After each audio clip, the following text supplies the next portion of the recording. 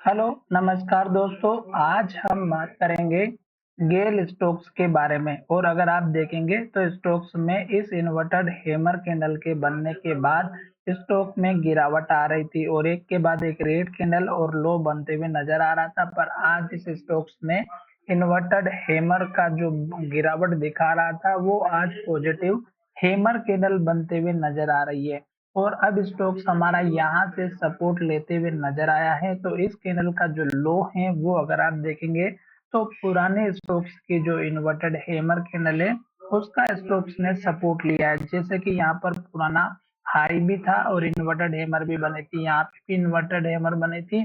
और जब स्टॉक्स ने ये इन्वर्टेड हैमर बनाए तो गिरावट आई थी और फिर ये जो पॉजिटिव कैंडल बनी थी हमारी इसी तरह की फिर यहाँ से बनी है। अब स्टोक्स में अगर आप चाहें तो अगर स्टोक्स लो बनाते हुए फिर भी नीचे की तरफ जाता है तो फिर हमें इस कैंडल के लो का वेट करना चाहिए, सपोर्ट का, जो कि 197 198 के आसपास का है।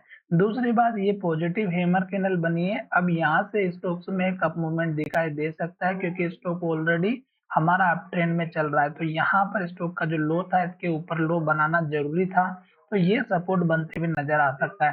टारगेट की अगर हम बात करें तो छोटा सा टारगेट अगर आप लेकर के चले तो इस कैंडल का हाई रखिएगा जो कि 213 रुपए का है।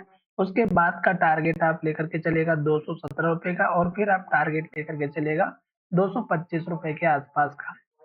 ये टारगेट जब हिट हो जाता है तो आपको फिर से मैं वीडियो के माध्यम से बताऊंगा कि नेक्स्ट जो टारगेट रहेगा वो कौन से आने वाला है। साथ ही अगर स्टॉक किसी तरह रेड कैंडल और लो बनाते हुए जाता है तो केवल और केवल वेट करना है, जल्दबाजी बिल्कुल भी नहीं करनी है।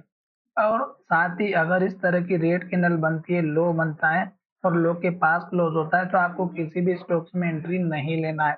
और अगर स्टॉक हमारी इन्वर्टेड हैमर बना देता है टॉप पर तो स्टॉक्स में सतर्क हो जाना है। और उसके बाद से अगर लो का ब्रेकआउट होता है तो गिरावट आती है। धन्यवाद, मिलेंगे नए वीडियो में।